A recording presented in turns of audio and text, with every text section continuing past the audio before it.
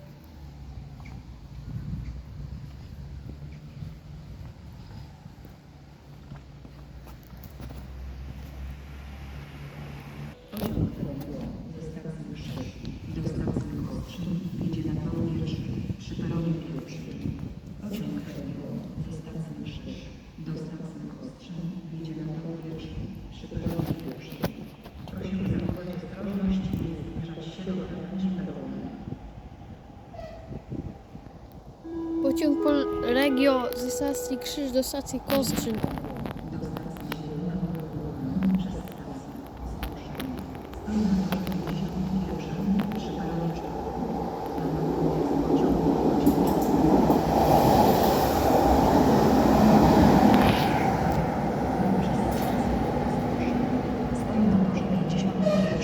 Przy peronie 4.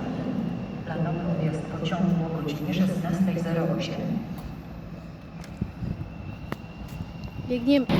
Jedzie TLK do Gdyni.